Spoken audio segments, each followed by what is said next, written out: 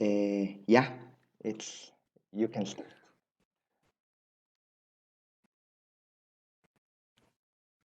Okay, so good afternoon, everyone.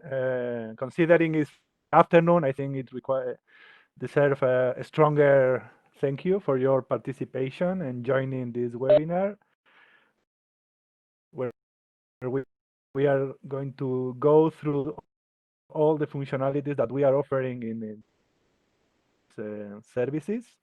So in your screen now is the agenda that we are planning for this event. At the beginning, I will introduce in a more theoretical way, so with following a presentation, the scope to put in context the services that we are presenting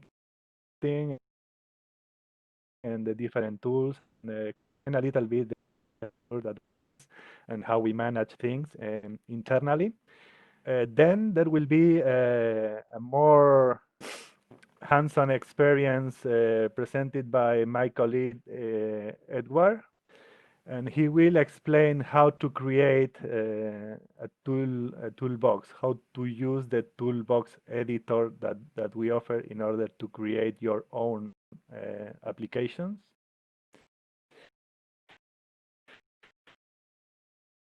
And then my other colleague, James Barnell, will explain in detail how one of the public applications that we currently have in our catalog is built and how even you can start on top of it.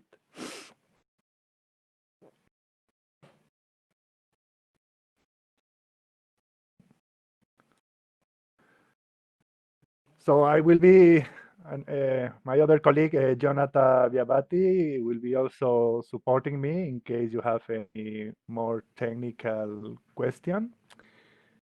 I think. Okay, so what we are going to explain here is refers to the Copernicus European program, Copernicus, the European Earth Observation Program. It combines satellite observations and in situ measurements, and the services, we are going to explain two of them, transform this raw data into validated geoinformation products.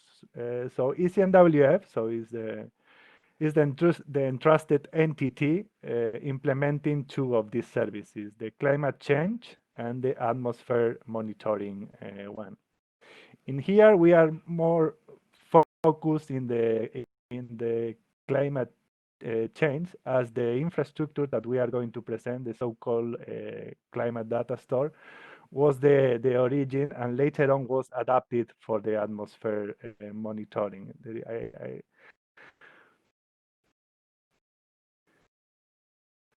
So in one hand, we have the climate change service. As you are in front of your screen, if you have interest, I'm sharing with you all the links to where you can find more information about the scope of the services.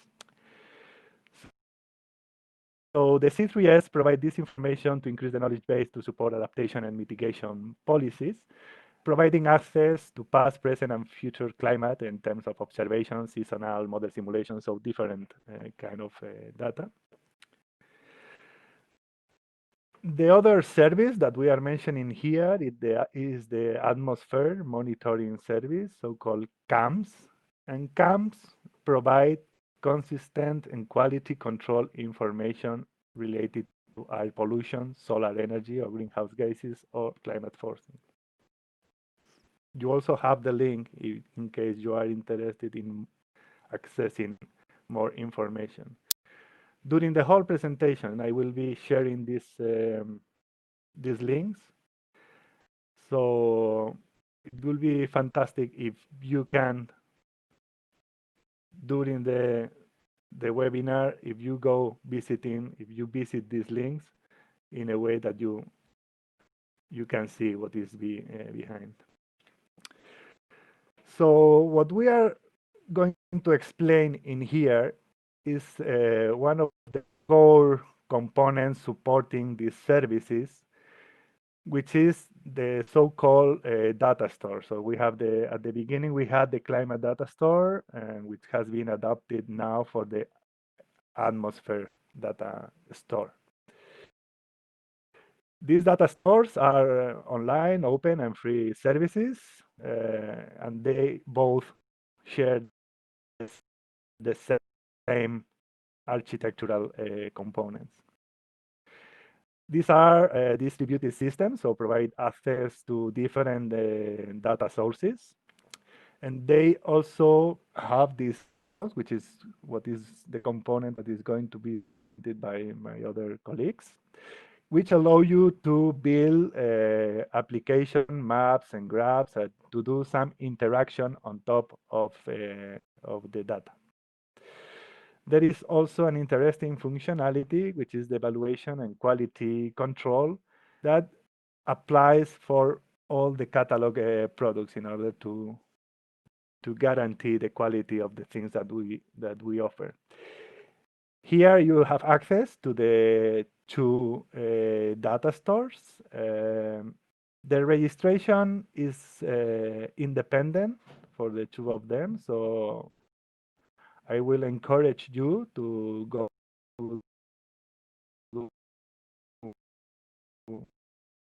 that you consider is more interested or more related with your interest or domain topic, and you can follow the different activities that we are going to explain during the rest of the in any of still is not implementing the toolbox. As for the context of the webinar, I will suggest to go directly to the CDS climatecopernicus.eu and register in there, because in order to use the toolbox and the other components, you need to be a registered user. So the architecture is based on some principles that has been the baseline for the development of the system. And in one hand is the simplicity for the users on the interface that they use to interact with the system. But in the other hand, to create a robust back end. As I was saying, this is a service oriented, so everything internally works as a service. And one of the important things is that the system should be scalable. So in order to increase and be able to cope with a higher demand, more data set, users, and workload functionalities. As for the architectural building blocks, as you see in the diagram, which is in your screens, we have different data suppliers that offer their data set, and that from our system we connect to the interface through the CDS is unique. So for the user, is transparent where the data is hosted. In order to be able to connect to all these different data sources and this diversity of sources and formats, we have a component which are the so-called adapters, which at the end create this connection and between the suppliers and our system in a way that we can interact. On top of that, we have the core component, the backbone of the system, which is the broker, which at the end is the one dealing with all the requests and is the one controlling what is dispatched where and able to manage the different steps of a data request and in order to come back to the user. Then we have all the components related with the toolbox. We have the so-called common data model, which allow to integrate and different data. We have a compute layer in a way that we can run workflows, so concatenate different actions in order to produce the expected output. We also have an API which allow users to access all the data programmatically. And then we have other components which allow us to monitor the system in order to be able to tune the quality of service rules that we have in place, depending on the characteristic of the data that we offer, the workload in the system, typologies of users, and so on and so forth.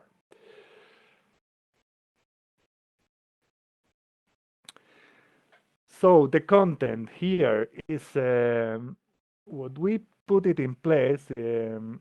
It's a centralized way of managing all the definition of the products that we offer through the system.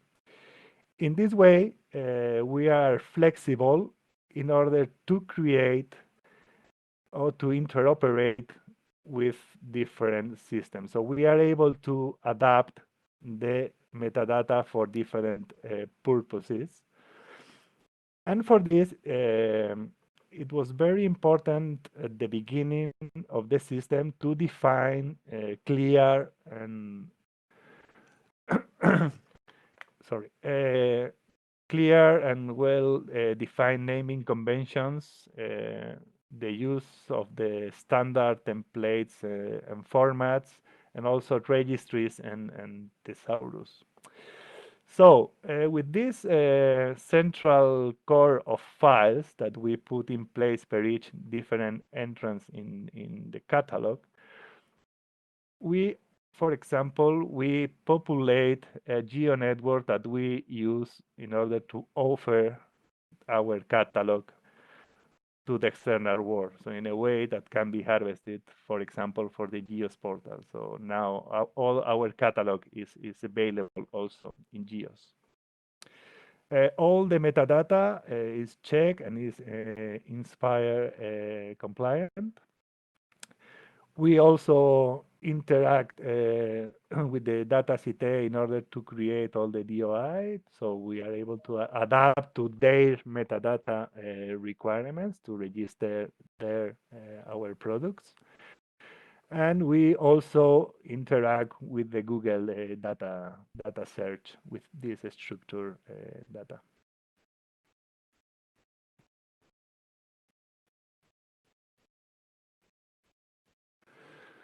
So as I was saying, the system allows to interact with the data in different ways. So in one hand, if you are already connected or logging into the system, you will see that once you discover a product in the catalog, you go in a landing page where offer different information. One is an overview explaining what is the scope of the data set of the data which is there. There is another tab which is download form, and here you can create your own subset request of the data that you are interested on. You need to accept the terms and conditions, and then you are able to submit your request. Soon there will be a new tab for all the quality control information about the product. This will be launched very soon. And also in the case of the applications, you will see that you can see the source code in a way that in the Toolbox editor that will be explained after, you can copy this code and you can start building your own application based in this code. Another way to interact with the data, as I was explaining, is the API. You have here the link where everything in the home page. You will see also a link to a page explaining how to install the API and how to use it. Because in all the products, you will see that at the bottom, once you create your own request, you will see a button saying showing the API request. This request is the one that you can use later on in your API calls. And give you time in order you are there if you want to explore a little bit the functionality, the explanation about how to use the API. In order to use the API, you will need a key, but this is directly assigned to you when you register in the system. And another thing you will discover in the catalog, which is a different way of accessing all the information that we have on the services, is the catalog of public applications. This, all of them has been created with the different components that we have on the system. So in terms of data sources, in terms of the toolbox editor and the tools that we have in place.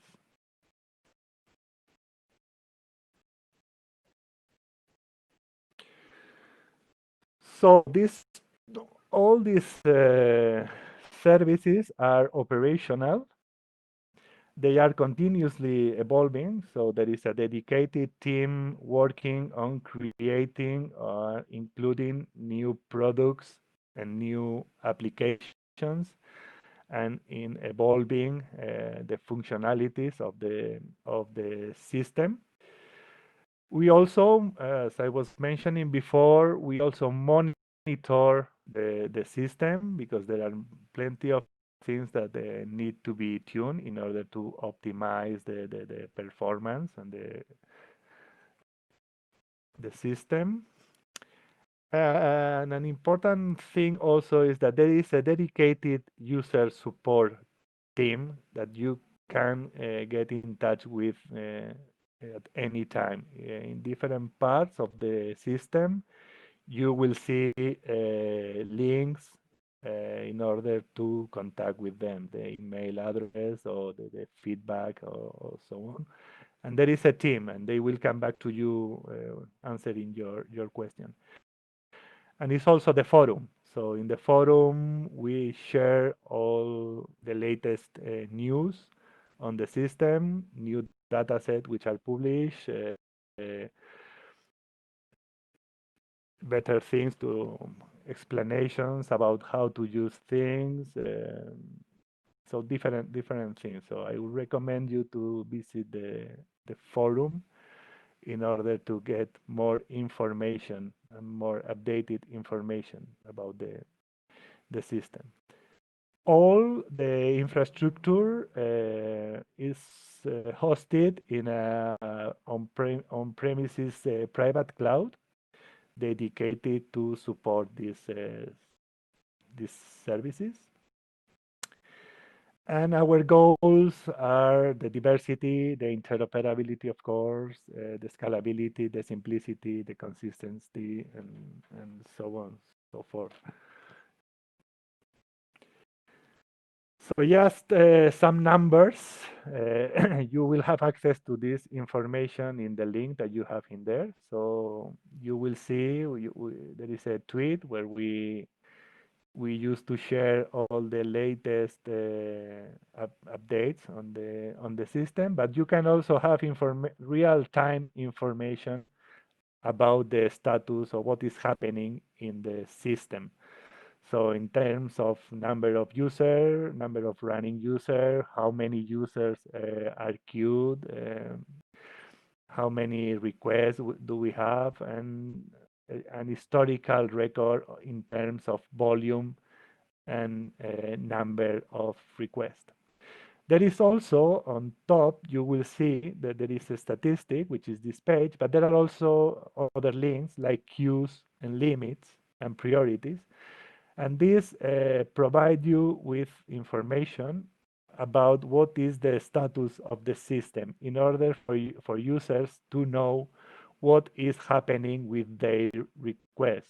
So depending on the workload of the system, and in terms of the number of concurrent users, number of running requests, submitted requests, the time of response can be different.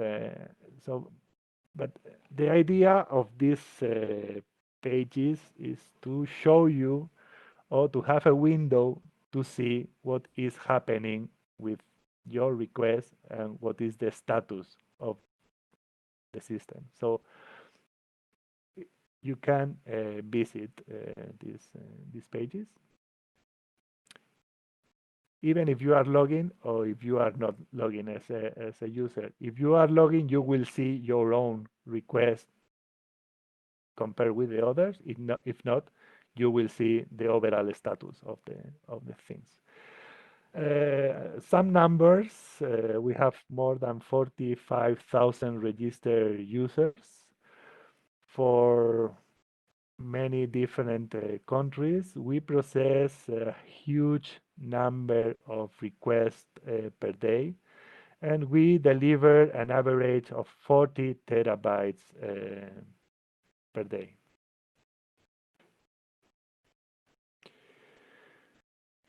Okay, so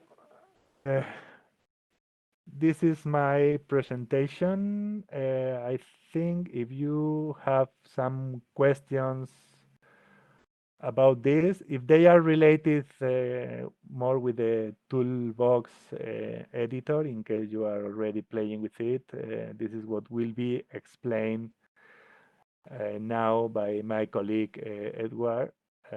So I will recommend to wait until the presentation is complete, and then we can discuss more in detail.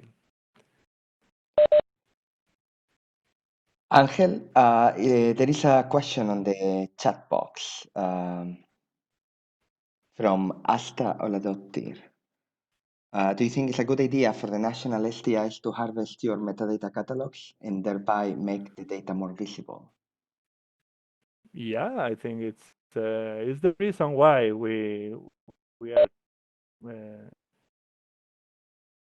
putting in place all these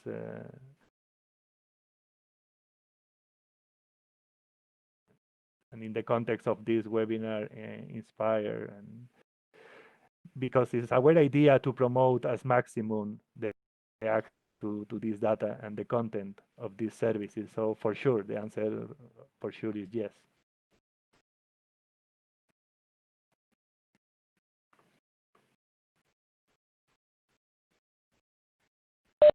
I don't see any other questions on the chat box. Okay, so then I pass the ball to my colleague Edward that will explain. So at this point, I think it's good if you open the Toolbox editor, if you are already logged in the CDS, in the way that you can play with it as Eddie explains how it works. Okay, so thank you, Eddie. The floor is yours. Okay, thank you, Angel. Let me just share my screen. Okay, so I sent a PDF document to, Angel sent a PDF document to the organizers yesterday, so hopefully that was distributed. In case it wasn't, oh, how do I get the chat back? Oh, I was going to share it in the chat, but I can't seem to do so whilst I'm sharing the screen. Let me stop sharing for a second. I'm going to put something in the chat and then I'll share again.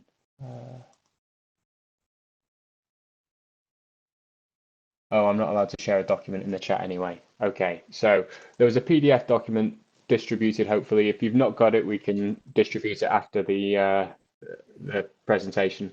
Yeah, I think, sorry, Eddie, I think it will be shared on the Inspire site at the end of the webinar. Okay. So on there are the instructions of what I'm about to do with the toolbox. So you can either try and play along with me now if you've got the toolbox editor open, or you can watch what I do, get the PDF document and go through at your own pace. But the idea is to open up the toolbox editor and just have a little bit of a play and show people how to get started on there. So here we go. I'm going to drag the instructions to somewhere I can read them as we go along.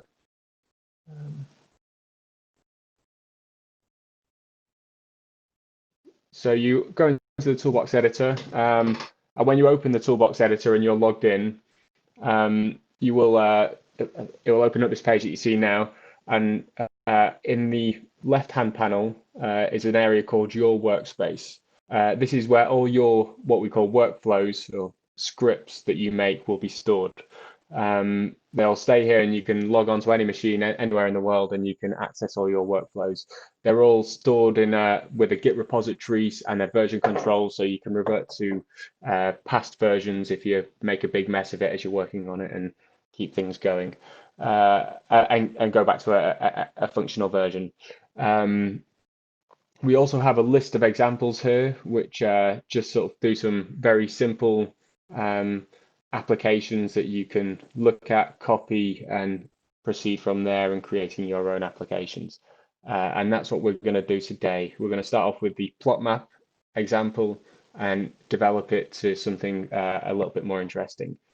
So if we hover over the plot map example and click it, it will bring up a hover window where you can look at the code. At this point, say if you're working on an application and you just want to get a little sample of the text, you can just highlight it and copy it into yours.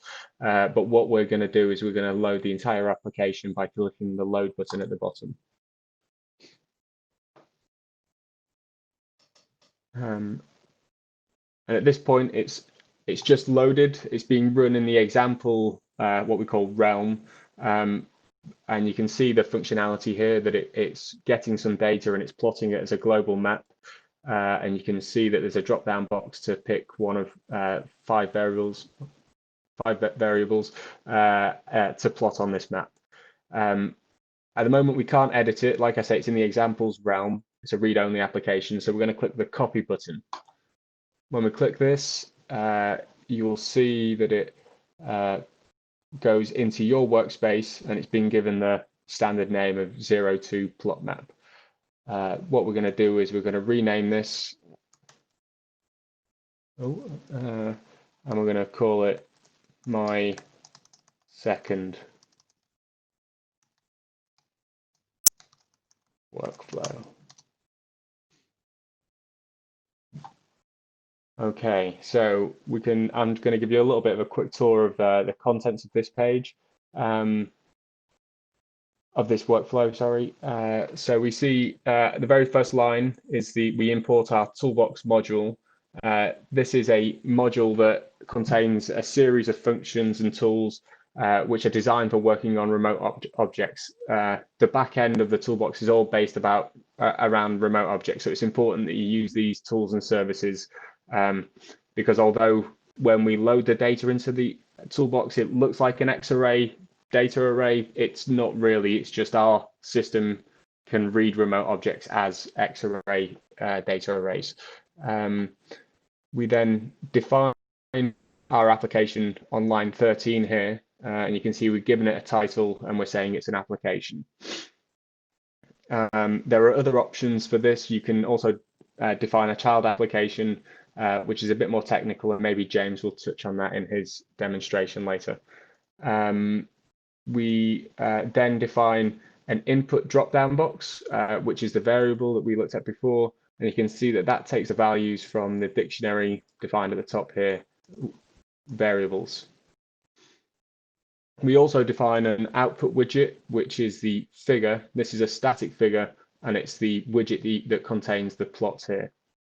And then on line 16, we begin the definition of our application and where all the code lives, and you can see it takes one input variable, which is the contents of the or your selection from the drop-down box, which is the variable here.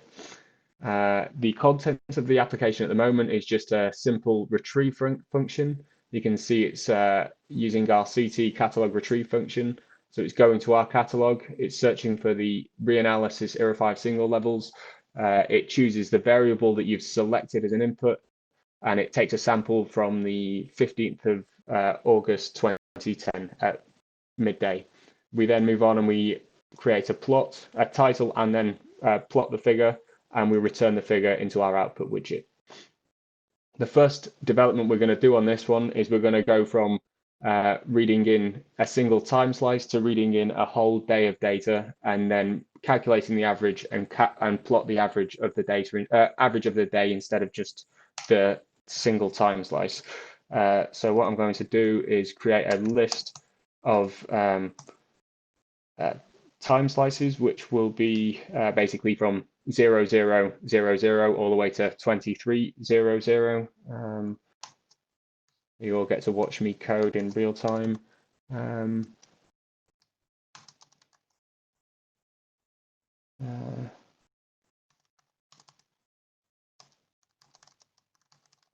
There are a million ways to do such a thing. This is the way that I do it.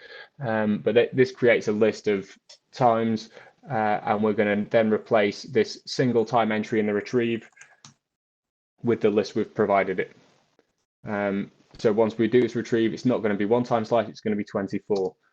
We're then going to use our cube averaging function to take the mean of this throughout the day. So we'll create a new remote object called mean data, and that will be ct.cube.average.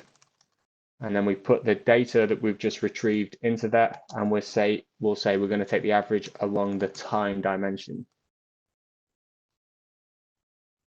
And then we need to update this so that we're now going to be plotting the mean and not the raw data that we've retrieved. We've made those updates, and then we can click the run button. It'll take a little bit longer now because it has to retrieve 24 time slices instead of one, and then calculate the average. And I'm just reading here that it's doing the full retrieve as well instead of just the calculation. Oh, we're getting there, we're getting there.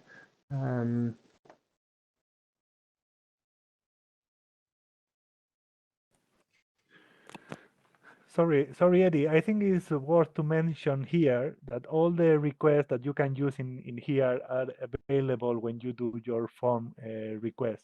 So if you want to include retrieve functions from other data sets available in the catalog, you will see a button there which presents you with the request that you can later include in these scripts. Yes, thank you. Maybe I can show that whilst the plotting function is taking longer than normal to complete at the moment.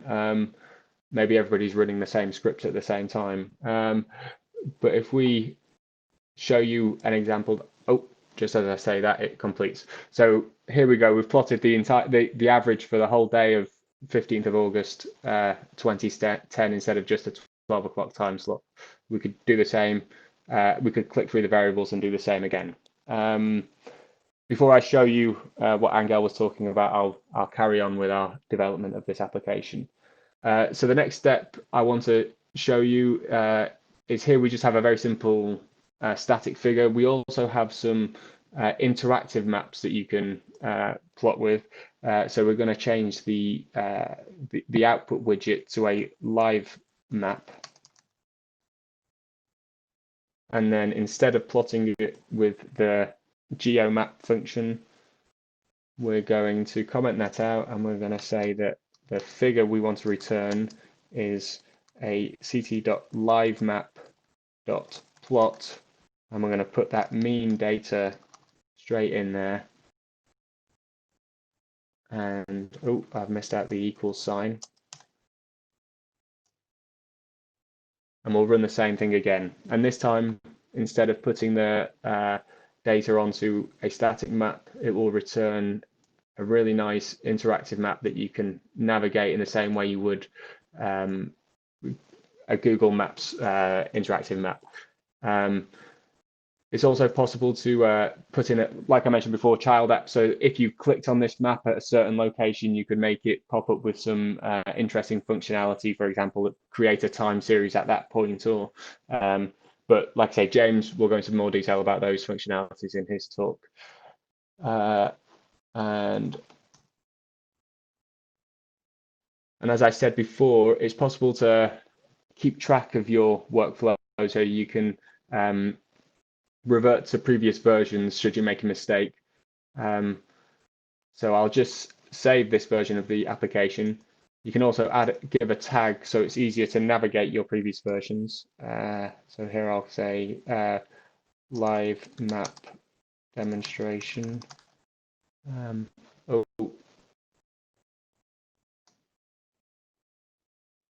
Working. So we've saved that and we've given it a tag. Now, if we click on our history tab here, you can see there's the original version, which was the raw plot map example. And then there's this tag version that we're on now, and you can see that it's that. So if you click on this button here, you can see the previous version.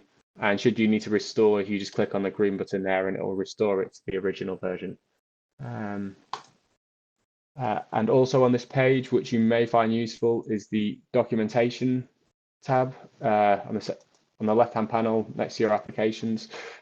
Here we have a link to the Toolbox documentation.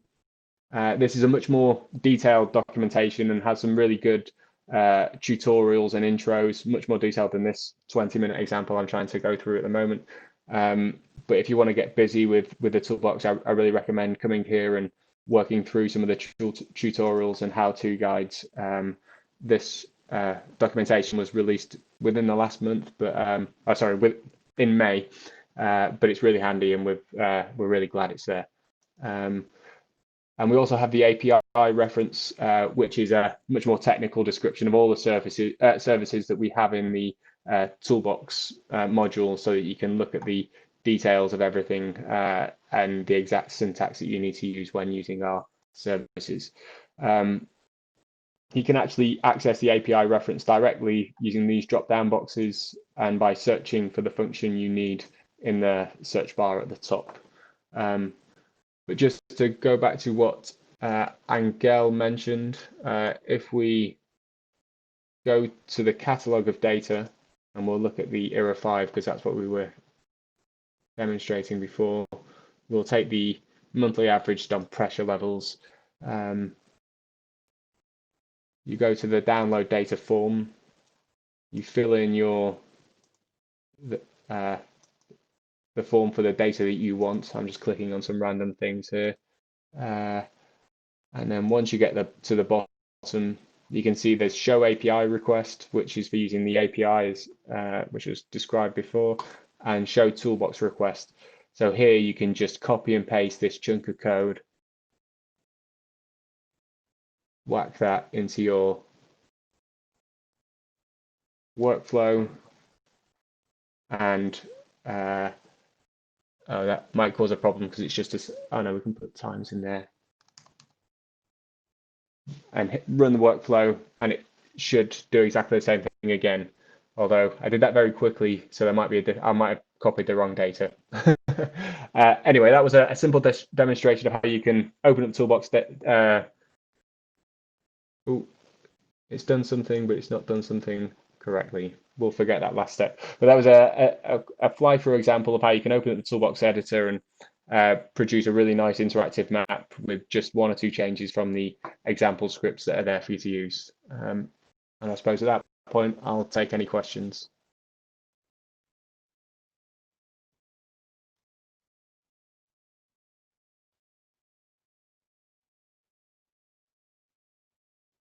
Thank you. Thank you, Eddie. Jose, I don't know if you see any question. There was one question, but I think James has already responded it on the chat box about the manual available. There is, yeah, you can read on the chat box. there is a documentation tab, of course, as Eddie has shown. Yeah, you also have all, all these examples. And as I was mentioning before, you start playing with the system. You can contact our user support at any time, and they can explain or they can help you with all the issues or your work with the system. There is another question, actually from a colleague of mine. Could you please give some information about the resolutions? The resolution of the data that we're looking at. So this is just taken the standard default Era 5 resolution, but it's also possible, I forget the syntax, we've got it somewhere, and maybe James, you can show it on one of your slides, but it's possible to include a keyword in the retrieve that gets the data at a coarser resolution than the raw, and I think it's 0.25 degrees for the Era 5. I think it's grid, Eddie. If that's useful, I think it's grid equals, and then you do it as a list. But yeah, it might be a bit fiddly to do it now, but it's definitely possible. Is the point. Yeah. So it's, you can change the resolution you retrieve here. So it would be grid, and like I say, I think you have to give it the latitude resolution followed by the longitude resolution. I think that's off the top of my head, but it's in the documentation, and we can point you to that in one of the applications if you want.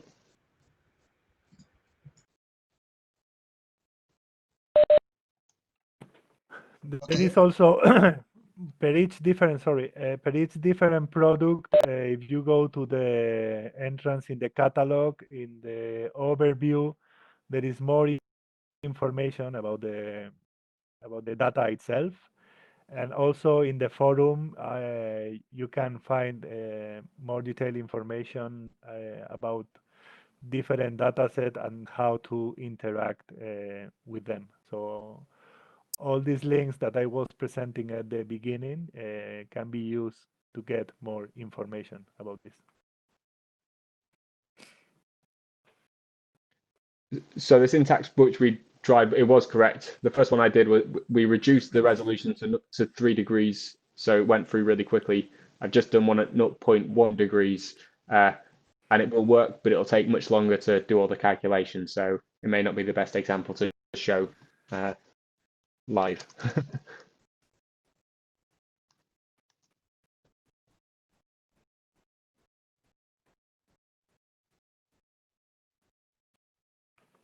Should I pass on to James then? I think that's the end of the questions.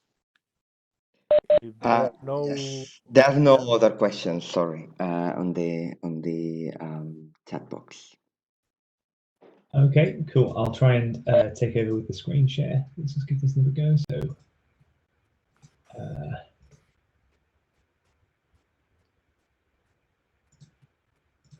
So hopefully you guys can see my screen now. Yes. yeah, it's working. Great. See the screen page, hopefully. Yeah. Okay, great, cool. So hi everyone, I'm James. I'm a software developer in the CDS team, where I work on developing tools and services for applications, as well as developing applications themselves. So as Eddie was showing, applications in the toolbox sort of provide an interactive tool for exploring data sets, essentially just workflows like what Eddie was just showing you, developed in the Toolbox editor itself. And then we make some of these publicly available for all users through the applications in the CDS. So I just want to demonstrate today a few Toolbox applications and show you how you can grab the source code of the applications for yourselves and run them within your workspace, just like Eddie just showed, and then play around with the code and sort of understand how these applications are built. So within the CDS, we have a catalog of applications. So here's the list of all publicly available applications at the moment. It's an ever-growing list, always publishing new things. And there's a nice broad range of things here already. So we have things like the Era 5 Explorer. So this shows a broad range of climatological statistics. And we also have apps like There's one for showing how populations of mosquitoes might change under different climate scenarios. So we have some quite specific applications, but also some quite broad ones. So I'll start off by showing you the Era 5 Explorer. So I'll put it into full screen mode. And what we have here is an interactive map, similar to what Eddie was showing just now. And with Era 5 Explorer, we can visualize temperature in this case. So this is from Era 5 reanalysis from 1979 to 2018. We can also see wind speed. So this is the average over the whole period, and also precipitation. And this is a fully interactive map that users can pan around and zoom in on. And what we can do in here as well is we can search for a city. So search for Dubrovnik, where I think we all wish we could have been today. So here's what happens when we search for a city. So I've searched for Dubrovnik and it's put a dropper on the map. And what we have is what's called a child application. So Eddie sort of briefly touched on this. This is essentially an application within an application. So we've run this main application, and then based on some user input, in this case a city, we're running a sub application which is providing more information. So in this case, we have a sub application which goes into detail about climatological statistics for a city, in this case Dubrovnik. So we have a range of charts here, and they're all fully interactive. So we have temperature climatology for Dubrovnik, and then we have warming stripes. So this is the temperature anomaly over time from 1979 all the way up to 2018. With some explanatory text as well, sort of explaining what these charts are and giving a bit of information. We also have things like temperature indices, so showing the number of tropical nights and summer days for Dubrovnik. And then a few more similar graphs. We even have precipitation in here as well. So these are all retrieved from Era 5. We have Era 5 precipitation climatology for Dubrovnik. And then precipitation anomaly. And finally, we have a plot of monthly average maximum wind gust, wind speed, and wind direction. So hopefully what this shows is the broad range of things that can be developed within the toolbox. So we have big interactive maps, but also plots like these that are more sort of time series or yeah, that sort of thing. So what I'm going to do is I'm going to show you how to copy an application like this into your own workspace and then run it for yourself in a similar way to how Eddie was doing his app development just now. So if I go back to the application main page, you'll see at the top here we have a source code tab. So if I click on the source code tab, we have the full source code for the application. So this is simply just a workflow similar to what Eddie was showing, albeit quite a long one. I think.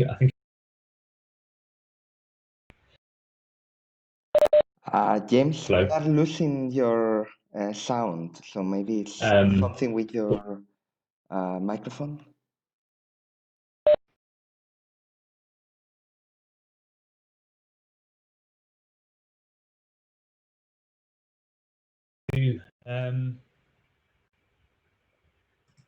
How bad is it? Should I keep going or? Now I can hear you. Yes, go ahead. Okay. Cool. I'll just let me know if any big chunks are missing, and I'll try and go back over it. So what I'm doing here is we've got the source code for the Era 5 Explorer, and I'm clicking copy to clipboard, and then I'm going into my user workspace, which is just the same area Eddie was showing you just now, and then I'm going to paste the code into the workflow editor and click run. And what we should get here is a fully working version of the Era 5 Explorer running within our own workspace. So here we have the app. You can see it's all still fully interactive, but we also have the code next to it. So what we can do now is we can go into the code and play around with it, change certain parameters if we want to, or just explore how it all works, maybe even use chunks of it to build upon to start our own apps. So all of the apps, every single application that's published on the CDS has a source code tab that you can copy and paste into your own user workspace to play around with. So if I go back to the application catalog, so I'm now going to show you one of our more recently published applications. It's the monthly Climate Explorer for COVID-19. So this was developed to help the epidemiological community explore the correlation between different climate variables and the spread of coronavirus. If I go into full screen mode, it might make it a bit clearer. So in this case, we have an interactive global map, which can be explored freely by the user. We have climatological variables. In this case, we have temperature that's visible. There's also humidity and some air quality data. All in, this is from the atmospheric data store, and this is all in one application. And then we also have these bubbles, which provide an additional way to visualize data layers in our interactive maps. So in this case, the bubbles unfortunately show the number of deaths from COVID-19, but this is an exciting development from a technical standpoint because this data is not CDS data. This comes from Johns Hopkins University, and it's external data, the first time we've visualized non-CDS data in the toolbox. So this really expands the horizons of what is possible in the toolbox, I think.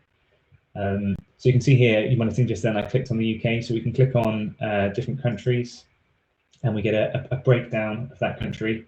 At the top, we have accumulated deaths from COVID-19, and then below that we have temperature statistics and humidity statistics, which so that users can see all three things side by side and identify if there's any correlations. So yeah, but I think the point is in the toolbox now we're reaching a point of offering a powerful suite of tools for producing high quality and high performance applications using a nice simple framework in the toolbox workflow editor. So finally, I wanted to talk a bit about the future and what's coming up for toolbox developments. So at the moment, there's a bit of an emphasis on developing new toolbox tools for incorporating spatial data sets into our applications. So particularly shape data. I've got a quick demo here of some upcoming functionality. So hopefully you can all see this. This is a workflow similar to what we've seen already. You might recognize this from Eddie's examples. We have here a normal data retrieval. So in this case, we're just retrieving some ERA 5 data from the CDS catalog. And what we're hoping to add is functionality to extract shape layers as well. So in this case, we are getting country borders. And this is the notion of an auxiliary data set here. So this isn't CDS catalog data, but it's toolbox auxiliary data.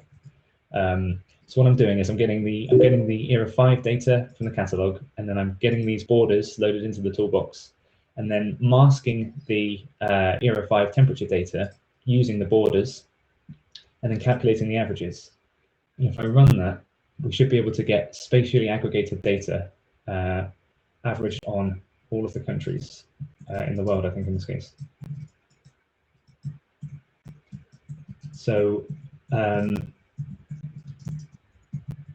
yeah, so I think this expands the possibilities of what we can actually compute and visualize within the toolbox. This also means we can do things like visualize, basically any shape layers. So it could be rivers, it could be forest areas, and we can either visualize them as static layers. In this case, we have, for example, the country boundaries are plotted on there as solid black lines, or we can dynamically style those layers based on some data. So the actual fill color for each country is directly coming from the ERA 5 temperature data. So that's a big part of what's next. And I think that's all I have. So happy to take any questions at that point. Sorry, go ahead.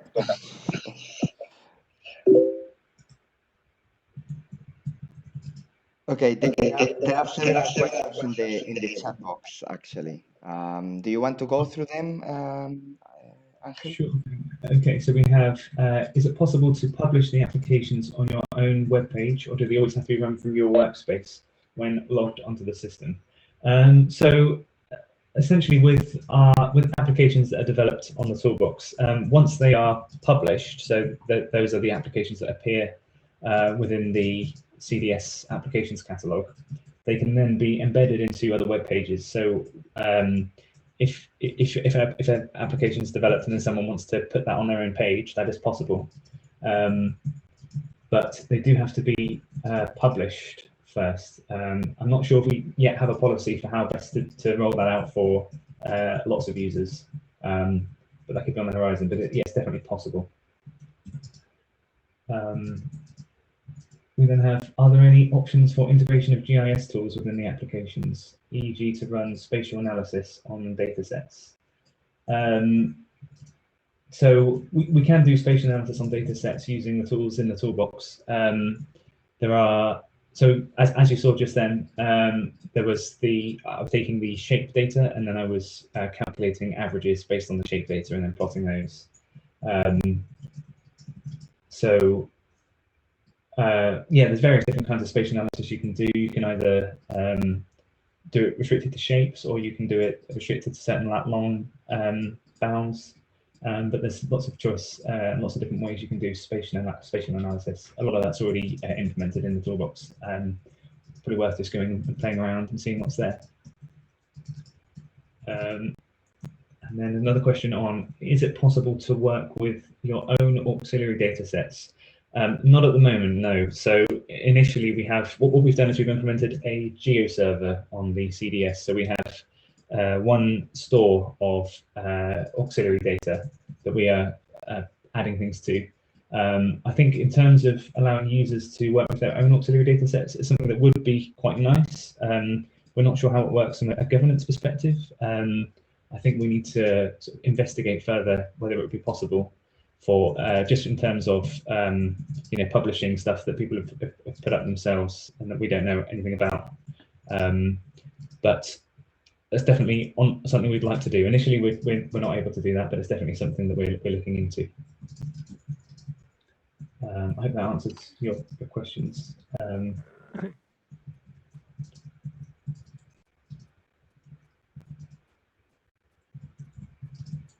Yeah.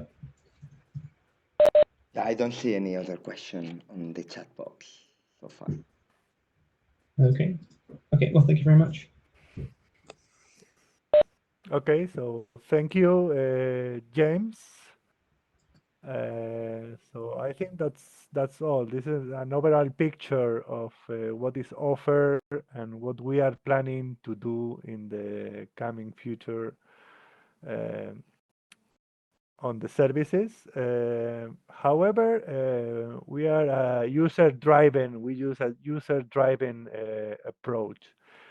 So whatever you try to do and you cannot do, it's always good to get in touch through these channels with our user support, commenting those things that you consider should be there or you are planning to do and cannot, in order to collect all these suggestions from the users. Because based on that, we then decide the direction in which we want to evolve the system. So the better way to be part of being part of the community, to use the system and to provide us with all the information. So there is this necessity of users telling us what they think and how we can evolve the system in order to make it more useful for different sectors, different purposes, or different kind of users. So if there is no other questions, I think it's in our side is everything we wanted to share.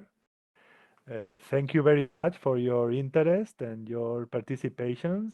And just to let you know that we are always there to answer your question and to provide you with support in case you decide to start using the system. So thank you very much and hope to see you there. Jose? Thanks a lot, Angel. Thanks to the attendees. We now stop the recording and yeah, well, have a great weekend. Okay. Same. Thank you. Thanks. Thank you very much.